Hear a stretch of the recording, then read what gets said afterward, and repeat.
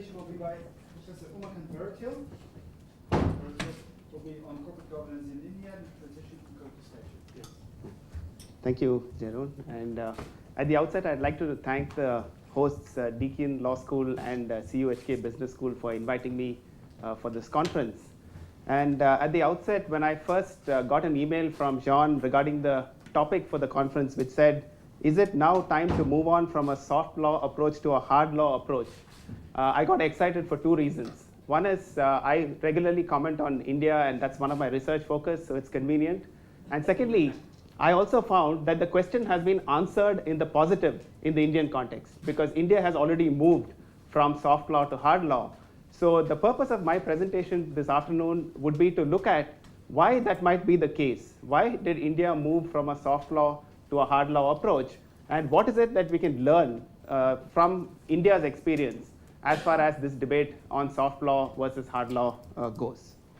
So to start off with, as we know, and as has already been mentioned, including Jeroen's presentation this morning, the Cadbury Code popularized codes of corporate governance, not just in the UK, but also around the world. So the Cadbury Code, in a sense, has triggered off a comparative analysis in terms of not just looking at the UK, but also looking at the effect of corporate governance codes in other jurisdictions which have adopted and embraced corporate governance codes relying upon the Cadbury Code. But at the same time, we need to examine whether the corporate governance codes will be applicable and effective in all jurisdictions if those jurisdictions have differences and dissimilarities. So that's really the purpose of my presentation. And the main argument that I'm going to make is that the acceptance of codes is not going to be uniform. It depends on a lot of specific factors that apply in different specific legal systems. So there could be a doubt as to whether codes can be uniformly applied in different jurisdictions. So in this paper, I look at India and how corporate governance evolved in India. And the basic story is an oscillation between voluntary and mandatory corporate governance norms, depending on circumstances and the specific situation, which we will look at in detail. So the basic thesis of the paper is the fact that voluntary codes in any legal system or in any corporate jurisdiction is specific to given set of circumstances.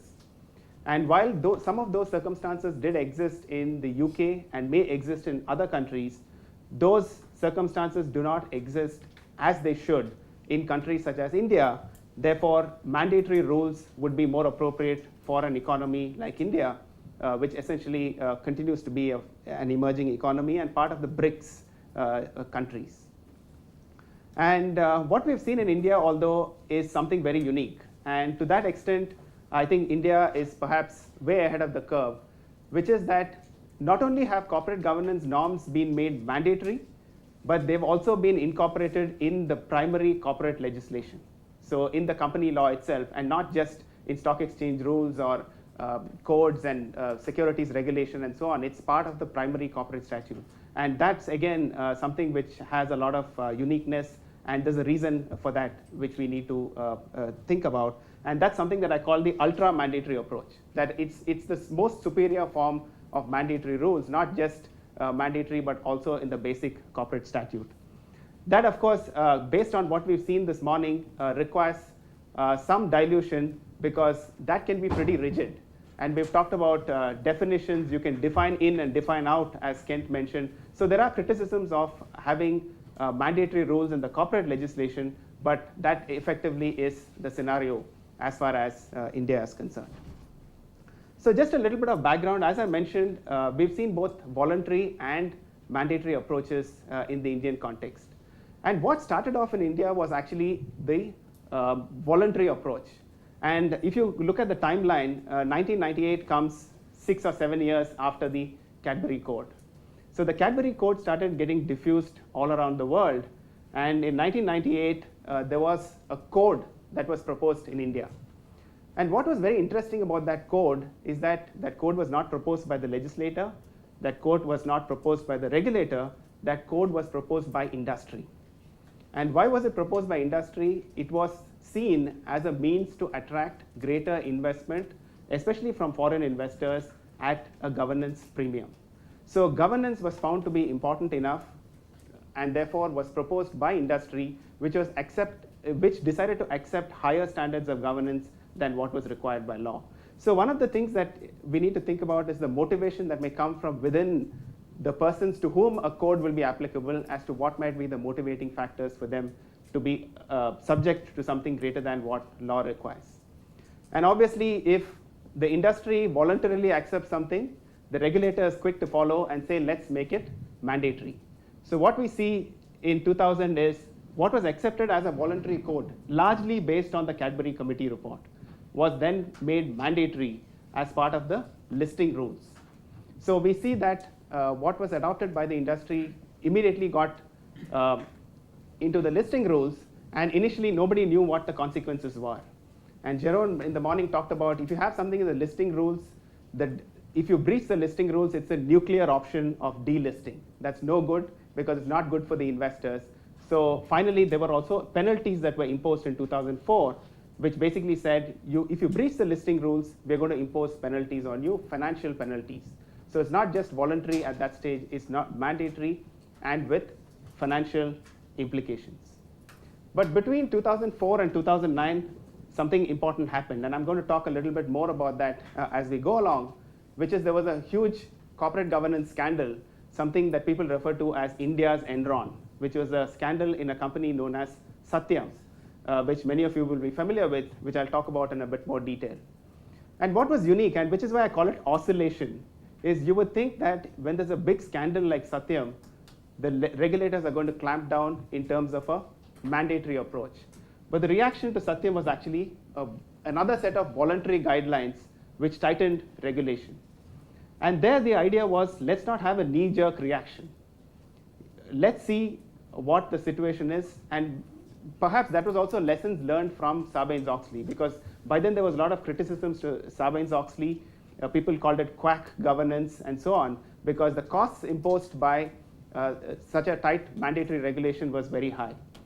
But then these voluntary regulations again didn't last too long, and finally, as I mentioned, we see corporate governance law being incorporated in the primary legislation. So there was a 2013 Companies Act that was newly enacted, and you see the whole host of what we see normally in corporate governance rules in other countries, in either stock exchange rules, voluntary codes, or securities regulations being incorporated in the primary law itself. So it's in the enactment of Parliament that all the corporate governance norms have been incorporated, which have to be implemented by the securities regulator in India, who's called the Securities and Exchange Board of India. I will refer to as SEBI as we go along. So that's just a snapshot of how things panned out in India. But let's look at a bit more detail about what the reasons are. Why did India choose a mandatory approach? And why is a mandatory approach more appropriate in the Indian context? And here I'm going to compare between the source country, which is the UK, which gave rise to corporate governance codes in the Indian context, and then compare that with India. Now, why is a voluntary code, perhaps, I know, Jeroen, you've criticized the voluntary code in the UK context, but why did it arise in the first place in the UK? And there are a number of factors for that, because UK has a culture of voluntary regulation. And corporate governance code was not the first of a voluntary kind, because since the early 1970s, there has been another code in the UK in the form of the Takeover Code, which has been operating pretty much on a voluntary basis, at least until recently, when it found its place in the Companies Act of 2006 in the UK. And the second reason why a code has been important is because investors are the ones who implement or enforce through market mechanisms the code. And for that, you need a large and influential body of institutional investors, which form the fundamental premise on which corporate governance code operates in the UK, subject to whatever criticisms that there are to that approach. And the third is that the institutional, not just the existence of the institutional investors, but the fact that they undertake a fairly significant monitoring role, which we have seen in the form of the comply or explain approach. And finally, what you need for a voluntary approach is a set of legal institutions and mechanisms which are pretty robust and sophisticated, which include a robust company law. We've talked about fiduciary duties, directors' duties, and so on, which does exist to a large extent in the UK, and also a sophisticated set of intermediaries, auditors, independent directors, and so on. So these are the fundamental premises on which you see or which necessitate the existence of a code, or which are preconditions for a code. And now, do these exist in a country like India or an emerging market like India? And if so, to what extent? And there, what we see is the legal traditions may be quite different. In a country like India, you see there has historically been dependence not on voluntary regulation, but on strict corporate regulation of the corporate sector, for instance. So there has been a long tradition of regulation of the corporate sector. And secondly, we don't see that much influence being wielded by institutional investors.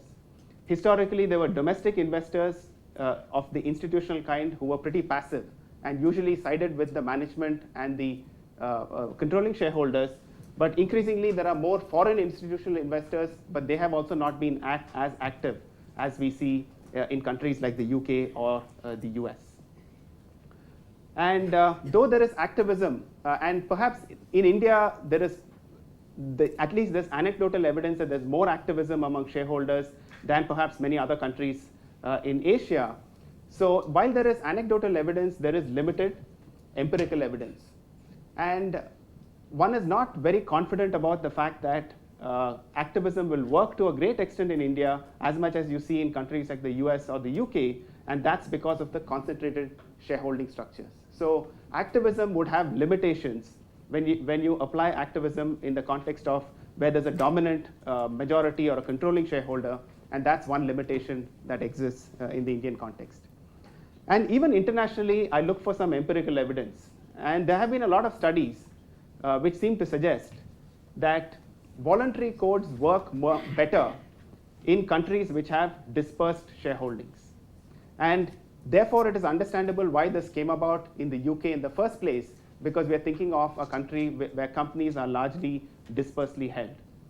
But the empirical evidence, not on India, but generally, there's a lot of studies which show that you can expect limited compliance if you have companies with concentrated shareholdings, especially companies that are family owned and founder owned.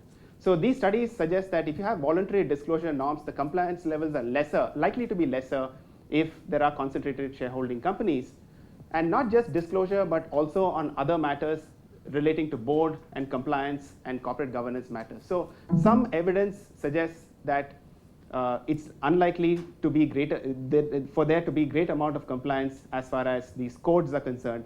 And finally, some studies also indicate that the Cadbury code itself, the way it's been structured, is meant for companies with dispersed shareholding. So for example, Cadbury code does not talk about agency problems between controlling shareholders and minority shareholders, because it deals with shareholders at a single level, as a homogeneous level, as if all shareholders have the same rights, interests in a company. And finally, legal institutions, do they exist? Yes, they do exist, but there is a lack of compliance with voluntary guidelines in India as much as we, and not as much as we see in other advanced jurisdictions like the UK. So just to give you an example, last year there was a rule that has been initiated under the Companies Act, of course, saying that every listed company needs to have at least one woman director on the board. So diversity principles have been mandated by legislation, and that rule came into effect from 1st of April 2015. And you would think that that's something to be very easy to comply with, right? Have one woman director on the board. And what do we see? In the last week before April 1st, 2015, we see hundreds of women directors being appointed to boards in Indian companies. And even now, there are instances of non-compliances. So recently, there have been reports that some companies have not even complied with that simple requirement of having one woman director on the board. And strangely enough, some of those companies are state-owned enterprises.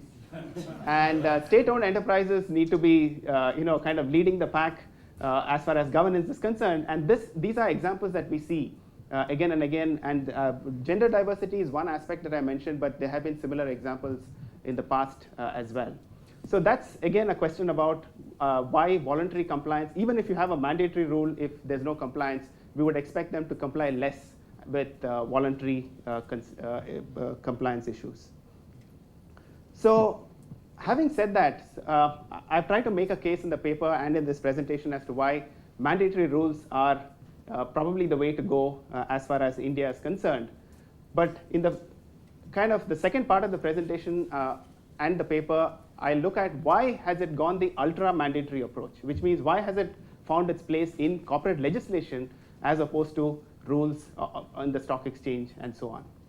Now, even if you have mandatory rules, it makes sense to have it in legislation which is subordinate legislation or stock exchange rules, because corporate governance is dynamic in nature, things change every now and then, and therefore there needs to be an ease of modifying things from time to time. But with hard law, you can't do that, because hard law has to, and not just hard law, what I call ultra mandatory law, which is in legislation. It really means every time there's a change, it has to go back to Parliament to amend. And obviously, parliaments around the world have a lot more things to think about than corporate governance. And so it's not going to be easy to amend legislation. And even if legislation gets amended through statute, it often tends to be if it's a reaction to a large corporate scandal and not otherwise. Although corporate Cadbury Code initially itself is a reaction to corporate scandal, but if you take cases like Sarbanes-Oxley or Dodd-Frank Act, usually that's when there is motivation and momentum in order to actually amend the statute. So as far as India is concerned, why was that the case? Why did it go into statute? And as I mentioned, again, it was a reaction to a corporate scandal. And why was it a reaction to a corporate scandal? Not only was the scandal pretty substantial in terms of dollar figure, but it also went to the root of India's importance in economic terms, which was the IT industry. And if you had a scandal which is in the IT industry, which is an important revenue earner for the country, obviously it will attract the attention of the lawmakers in that country. And it was not just the interests of shareholders, but there were employees involved, customers involved, and therefore this whole reaction to the scandal was what we see in the enactment of the Companies Act. And I won't get into the details, but what we see is as a reaction is very, very detailed corporate governance rules as part of the legislation itself, including who are independent directors, what should they do, and the legislation even has a 4-page code of conduct as to what independent directors are to do in a given set of circumstances. Now, as you can imagine, if that needs to be changed, it has to go back to Parliament. Similarly, we've talked about CSR a lot today. There's even a detailed set of what amounts to CSR, what exactly should companies do in order to satisfy the CSR requirements is also listed out in a schedule. And talking about CSR, in fact, there was a lot of momentum even to make CSR mandatory, to say that 2% of the company's profits need to be spent for CSR. But there was a lot of pushback from the industry, and in the end, that is kind of what I would call a quasi-mandatory approach, where companies need to spend 2% of their profits towards CSR, but if they do not do so, they have to explain in their reports. But things like having a CSR committee, having a CSR policy, all those are mandatory in the legislation itself. So these are just some examples of how a reaction, not just from a corporate governance scandal, but also a reaction to the fact as to how companies should carry out their activities, received attention from Parliament, and that has resulted in what I call this ultra-mandatory approach. And so, of course, from an enforcement perspective, you also see some kind of an allocation of powers between the Parliament. So again, as I mentioned, you would think the securities regulators should be concerned about these things. But securities regulator now has been mainly involved as far as implementation is concerned. But the rulemaking essentially has been taken over on corporate governance matters by Parliament as well as the securities as well as the government. So to some extent, corporate governance has obtained a matter of utmost importance enough to be set out in the corporate governance, in the corporate legislation itself. So in terms of conclusion, I have 1 minute left and 1 slide left. So So the soft law, as I mentioned, is based on certain conditions which exist in countries, according to me, like the UK, where perhaps, which is again, I shouldn't say that it's a statement. It's possible because it's been controverted in earlier presentations. But as far as India at least is concerned, it's my argument that mandatory rules are the ones which are more appropriate. But India has perhaps gone too far across a field on the pendulum by adopting something known as the ultra-mandatory approach, which may be which may bring in a lot of rigidity, which may require some rethink. So I'll stop with that and then take some questions. Thank you.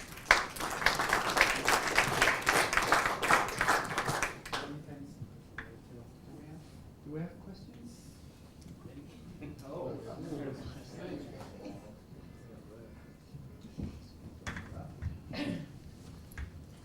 Thank you. That was very interesting and to some extent particularly relevant for a Hong Kong audience because the same issues around concentration of shareholders occurs here. However, that did lead me to think about what's the corporate governance for? Because if corporate governance is designed for the shareholders, where the shareholders and the people running the company are exactly the same people, then it kind of loses its purpose, it seems to me. So is corporate governance in that context more around minority shareholder protection and things like that, in which case that completely changes the nature of what corporate governance actually is and what you would focus on, I would have thought, even in a mandatory context. Yeah. Thanks. Thanks for the question. And so I think it's a very appropriate question because if you think about it from a minority, purely from a minority perspective, you can think of other remedies such as oppression, etc., which may be more appropriate and probably what needs to be contained in statute. So to a large extent, I think in the Indian context, a lot of people have been arguing, and finally it's kind of reflected in this new set of norms where corporate governance seems to be largely towards to the protection of minority shareholders in concentrated shareholding companies, because we see that clearly in the fact that independent directors have to take into account the interests of minority shareholders. There's a lot of emphasis on related party transactions. So that seems to be the case. But having said that, there's also a second element which I didn't speak about much, but is reflected in the new law, is the whole stakeholder approach.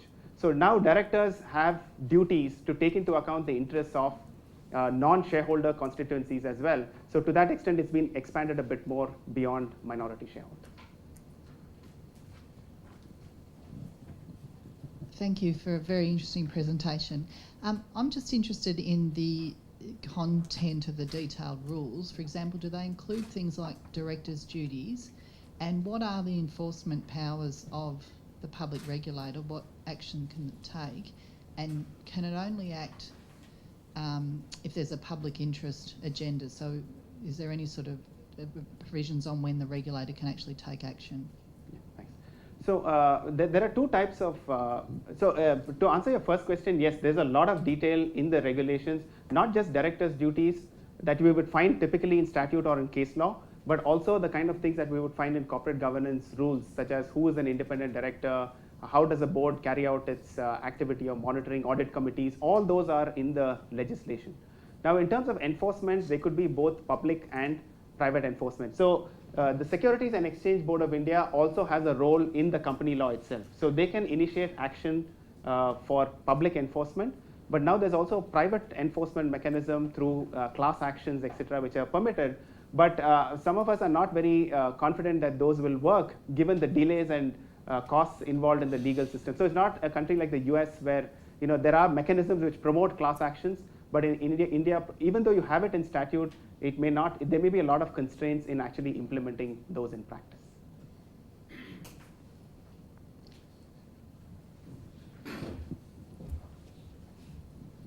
Great, thanks for that very interesting presentation, especially in comparison to Jeroen's earlier.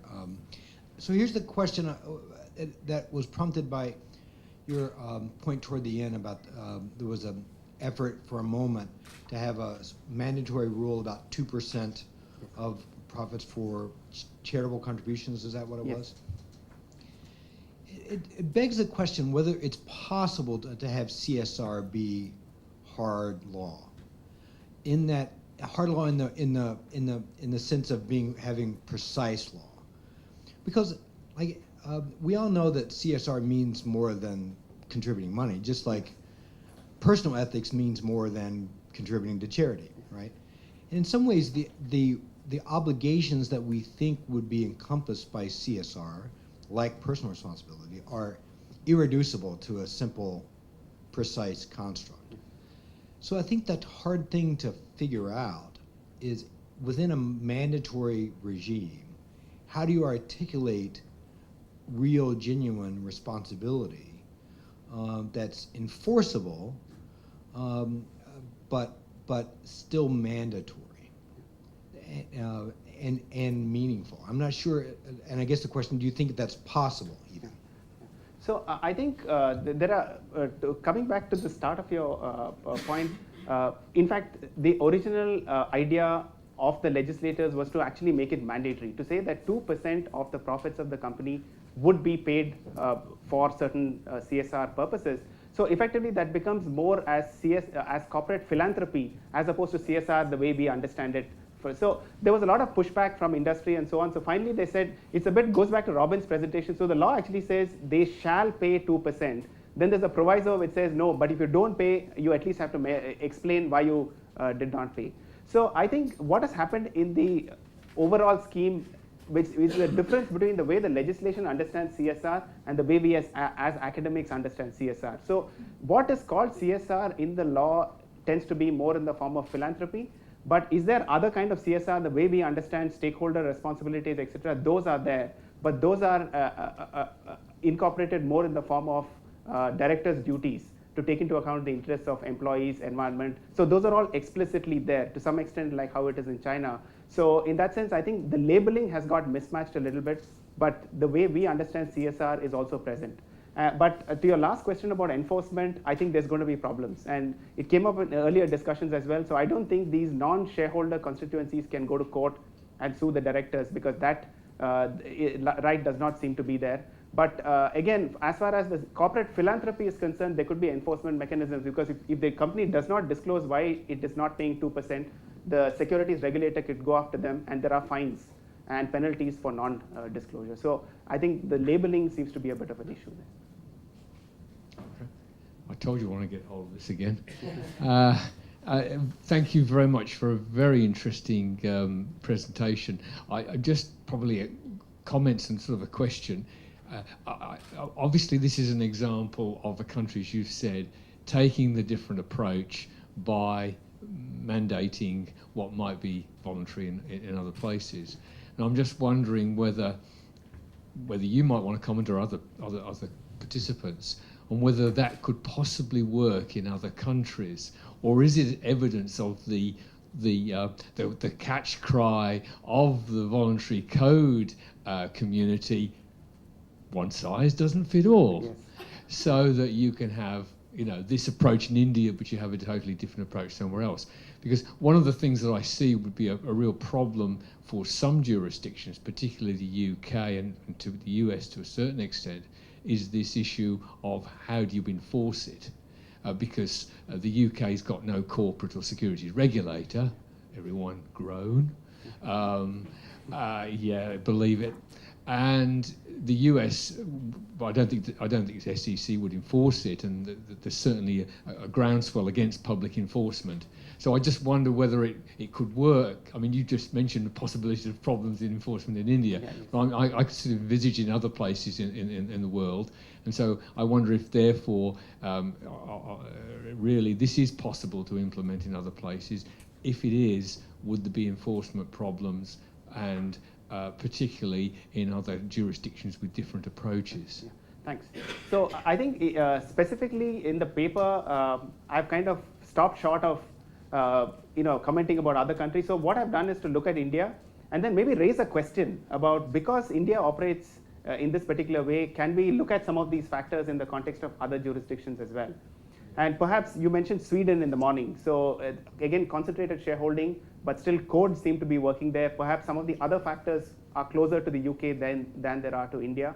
And there are studies, like for example, I think there was a paper by Professors Bernard Black and Crackman who talk about Russia. And they also say that in Russia, voluntary codes are not going to work, for maybe some of the reasons which are similar to India, and they suggest what is called as a self-enforcing model of corporate law and so on. So I think there have been those examples, but to answer your specific question, I have not looked at, I've looked at India, but maybe it may be useful to extrapolate some of these to other countries which I have not covered as part of this specific project. Yes. Can I maybe chip in there? Yeah. Just one more question, yes. Is there, yes, I just, in response to what he said, with regards to other countries, and I will elaborate on that in my paper tomorrow, but I think South Africa is maybe a good example to actually refer to in this context, because you can actually say that corporate social responsibility has been legislated to a certain extent in South Africa, with their compulsory requirement for certain companies of a social and ethics committee. And I think the enforcement of that is actually quite strict by way of the Johannesburg Stock Exchange in South Africa, of some of the corporate governance requirements, and even through case law, where they actually indicate that you will be in breach of your duty if you do not comply with the corporate governance requirements. So I think that is maybe a country that's originally based on the Cadbury report, who focuses on comply or explain model traditionally, who has also gone that route. But yes, so that's just maybe another point. Thanks. So maybe to that extent, there's probably more similarity between like India and Sweden, sorry, India and South Africa than there is between India and Sweden in that sense. Yes, I think so. Right. Shall we thank Professor Baratiel for an extremely interesting presentation? Thank you.